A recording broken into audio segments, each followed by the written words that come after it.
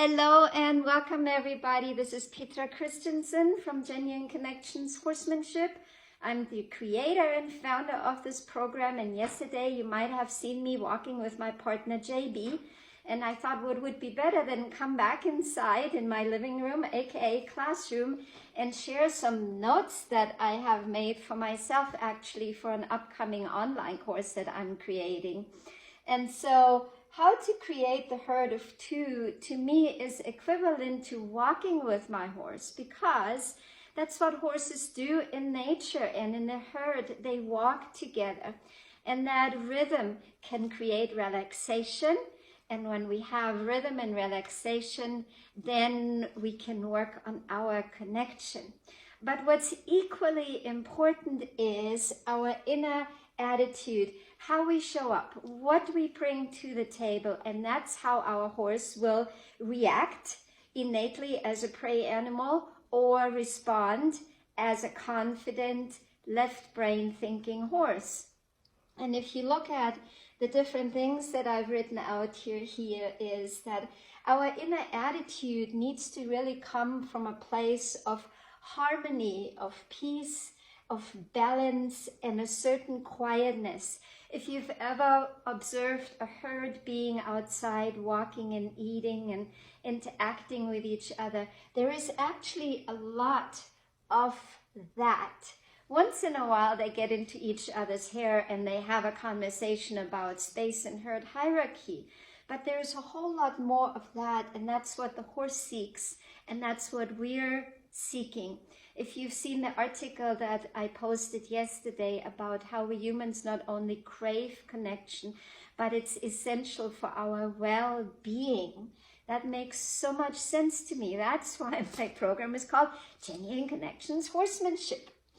I put the word love here, the foundation for fostering understanding versus taking things personally.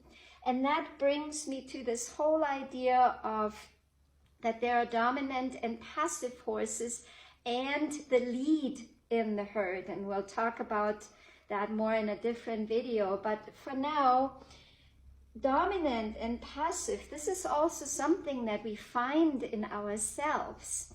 And a lot of times if our horses don't do what we would like or want them to do, we do take this personal. And the dominant human, or the human that has a tendency to exhibit dominant behavior, will say, well, that's the horse's fault. And the passive human will most likely say, oh my God, that's my fault. My horse doesn't like me. My horse doesn't love me. And neither one of those attitudes are very helpful. We want to be the lead. We want to take inventory and know where we are, where we want to go, and find a solution to do things better next time. Safety. Safety comes from all of this. When our horse feels in harmony with us, when our horse is at peace with us, when there is balance, when there is a certain quietness, even an exuberance, there can be a certain groundedness and quietness in us and the horse. And that's where safety lies. I firmly believe that safety comes through connection, not through control, because after all, a horse can react 10 times faster than we humans ever will be. So what makes us think that we can control a horse? To me, it's not only silly to think that, but it also doesn't feel good to come from a place of dominance and control. When we have safety, we have trust, we have confidence. And the last thing that I wrote down here is no attachment to the outcome. And I know a lot of you will say, oh my goodness, I'm never going to get anything done if I don't have an attachment to the outcome, if I don't have goals.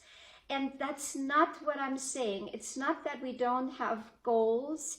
We simply don't have an attachment to the outcome. We have a positive vision in mind.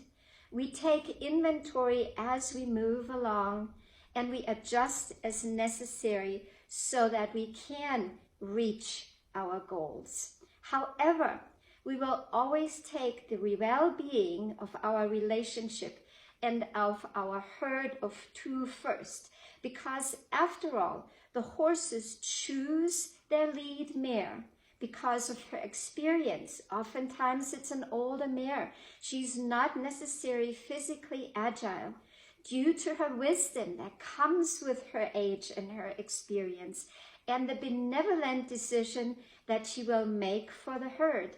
And after all horses follow the lead mare. No horse follows the dominant stallion. So I hope you enjoyed this insight that I just provided for you. I'd love for you to use the comment section below and connect with me and share your insights, your thoughts, and your questions.